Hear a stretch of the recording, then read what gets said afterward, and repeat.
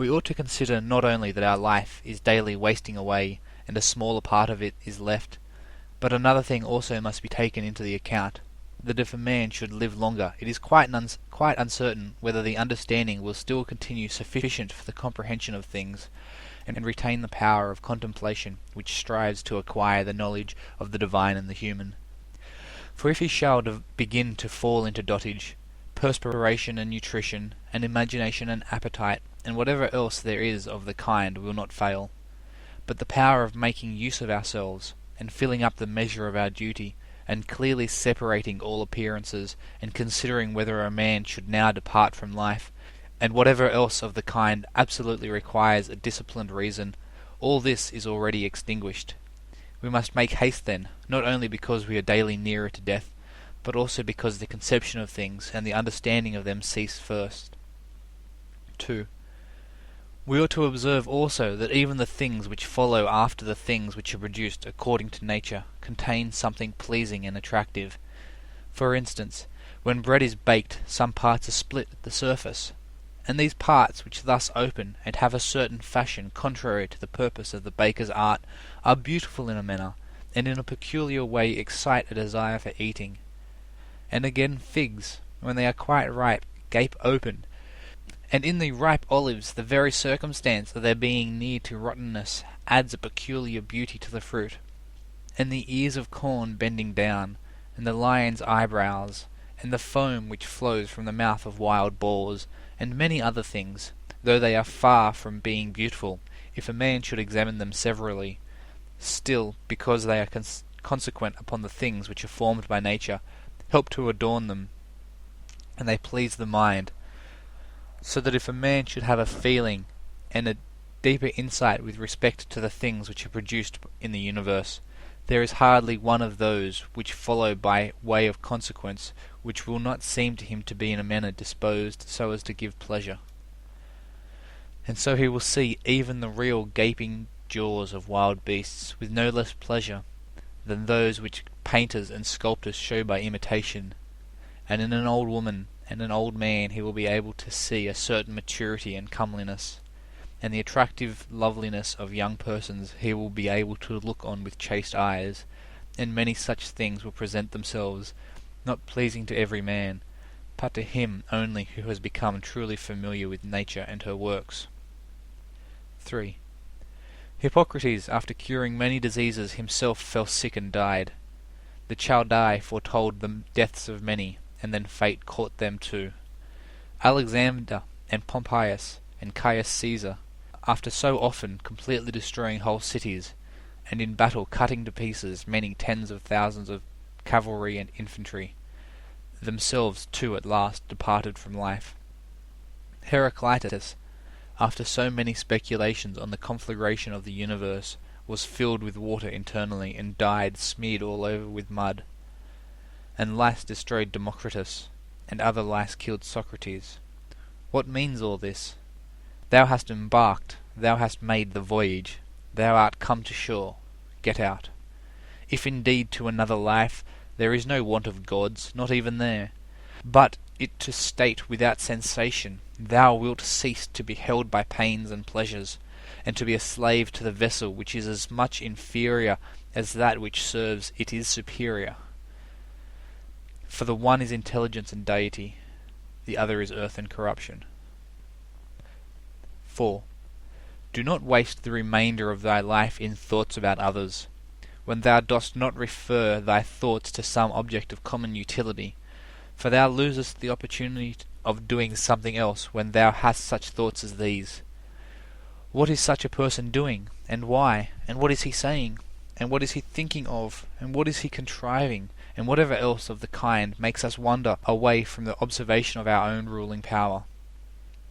We ought then to check in the series of our thoughts everything that is without a purpose and useless, but most of all the over-curious feeling and the malignant, and a man should use himself to think of those things only about which, if one should suddenly ask, "What hast thou now in thy thoughts?" with perfect openness thou mightest immediately answer, "This or that," so that from thy words it should be plain that everything in thee is simple and benevolent, and such as befits a social animal, one that cares not for thoughts about pleasure or sensual enjoyments at all, nor has any rivalry or envy and suspicion, or anything else for which thou wouldst blush if thou shouldst say that thou hadst it in thy mind.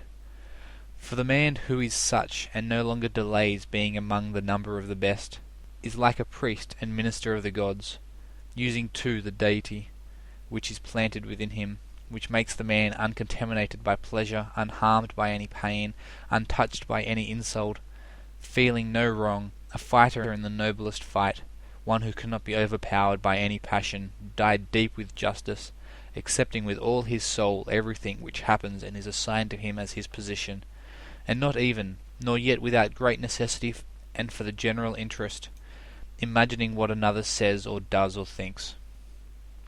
For it is only what belongs to himself that he makes the matter for his activity, and he constantly thinks of that which is allotted to himself out of the sum total of things, and he makes his own act fair, and he is persuaded that his own portion is good.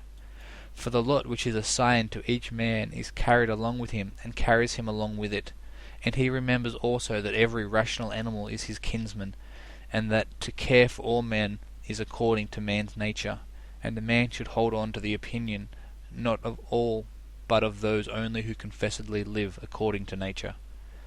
But as to those who live not so, he always bears in mind what kind of men they are both at home and from home, both by night and by day, and what they are, and with what men they live an impure life. Accordingly he does not value at all the praise which comes from such men, since they are not even satisfied with themselves. 5. Labour not unwillingly, nor without regard to common interest, nor without due consideration, nor with distraction, nor let studied ornaments set off thy thoughts, and be not either a man of many words, or busy about too many things.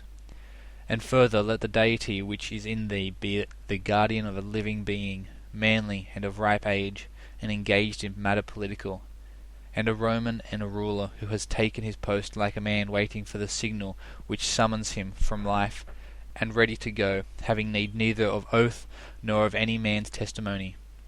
Be cheerful also, and seek not external help, nor the tranquillity which others give. A man must stand erect, not be kept erect by others. 6. If thou findest in human life anything better than justice, truth, temperance, fortitude, and in a word, anything better than thy own mind's self-satisfaction in the things which it enables thee to do according to right reason, and in the condition that is assigned to thee without thy own choice. If, I say, thou seest anything better than this, turn to it with all thy soul, and enjoy that which thou hast found to be the best. But if nothing appears to be better than the deity which is planted in thee, which has subjected to itself all thy appetites, and carefully examines all the impressions, and as Socrates said, has detached itself from the persuasions of sense, and has submitted itself to the gods, and cares for mankind, if thou findest everything else smaller and of less value than this, give place to nothing else. For if thou dost once diverge and incline to it, thou wilt no longer without distraction be able to give the preference to that good thing which is thy proper possession and thy own. For it is not right that anything of any other kind, such as praise from the many, or power, or enjoyment of pleasure, should come into competition with that which is rationally and politically or practically good. All these things, even though they may seem to adapt themselves to the better things, in a small degree, obtain the superiority all at once and carry us away. But do thou, I say, simply and freely choose the better and hold to it. But that which is useful is better. Well then, if it is only useful to thee as a rational being, keep to it. But if it is only useful to thee as an animal, say so, and maintain thy judgment without arrogance. Only take care that thou makest the inquiry by a sure method. 7. Never value anything as profitable to thyself which shall compel thee to break thy promise. To lose thy self-respect, to hate any man, to suspect, to curse, to act the hypocrite, to desire anything which needs walls and curtains. For he who has preferred to everything else his own intelligence, and the demon and the worship of its excellence acts no tragic part, does not groan, will not need either solitude or much company. And what is chief of all, he will live without either pursuing or flying from death. But whether for a longer or a shorter time he shall have the soul enclosed in the body, he cares not at all.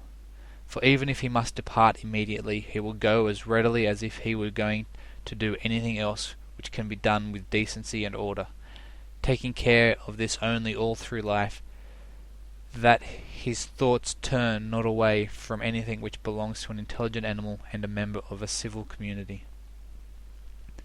8. In the mind of one who is chastened and purified, thou wilt find no corrupt matter, no impurity, nor any sore-skinned over. Nor is his life incomplete when fate overtakes him, as one may say of an actor who leaves the stage before ending and finishing the play. Besides, there is in him nothing servile, nor affected, nor too closely bound to other things, nor yet detached from other things. Nothing worthy of blame, nothing which seeks a hiding place. 9. Reverence the faculty which produces opinion. On this faculty it entirely depends whether there shall exist in thy ruling part any opinion inconsistent with nature and the constitution of the rational animal. And this faculty promises freedom from hasty judgment, and friendship towards men, and obedience to the gods. 10. Throwing away then all things, hold to these only which are few, and besides bear in mind that every man lives only his present time, which is an indivisible point, and that all the rest of his life is either past or it is uncertain. Short then is the time which every man lives, and small the nook of the earth where he lives, and short too the longest posthumous fame, and even this only continued by a succession of poor human beings who will very soon die, and who know not even themselves, much less him who died long ago. 11. To the aids which have been mentioned, let this one still be added. Make for thyself a definition or description of the thing which is presented to thee, so as to see distinctly what kind of a thing it is in its substance, in its nudity, in its complete entirety, and tell thyself its proper name, and the names of the things of which it has been compounded, and into which it will be resolved. For nothing is so productive of elevation of mind as to be able to examine methodically and truly every object which is presented to thee in life, and always to look at things so as to see at the same time what kind of universe this is, and what kind of use everything performs in it, and what value everything has with reference to the whole, and what with reference to man, who is a citizen of the highest city, of which all other cities are like families, what each thing is, and of what it is composed, and how long it is the nature of this thing to endure which now makes an impression on me, and what virtue I have need of with respect to it, such as gentleness, manliness, truth, fidelity, simplicity, contentment, and the rest. Wherefore on every occasion a man should say, This comes from God, and this is according to the appointment and spinning of the thread of destiny, and such like coincidence and chance, and this is from one of the same stock, and a kinsman and partner, one who knows not, however, what is according to his nature. But I know, for this reason, I behave towards him according to the natural law of fellowship, with benevolence and justice. At the same time, however, in things indifferent, I attempt to ascertain the value of each. 12. If thou workest at that which is before thee, following right reason seriously, vigorously, calmly, without allowing anything else to distract thee, but keeping thy divine part pure, as if thou shouldst be bound to give it back immediately, if thou holdest to this, expecting nothing, fearing nothing, but satisfied with thy present activity according to nature, and with heroic truth in every word and sound which thou utterest, thou wilt live happy, and there is no man who is able to prevent this. 13. As physicians have always their instruments and knives ready for cases which suddenly require their skill, so do thou have principles ready for the understanding of things divine and human, and doing everything, even the smallest, with a recollection of the bond which unites the divine and human to one another. For neither wilt thou do anything well which pertains to man without at the same time having a reference to things divine, nor the contrary. 14. No longer wander at hazard, for neither wilt thou read thy own memoirs, nor the acts of the ancient Romans and the Hellenes, and the selections from books which thou wast reserving for thy old age. Hasten then to the end which thou hast before thee, and throwing away idle hopes, come to thy own aid, if thou carest at all for thyself, while it is in thy power. 15. They know not how many things are signified by the words stealing, sowing, buying, keeping quiet, seeing what ought to be done, for this is not affected by the eyes, but by another kind of vision. 16.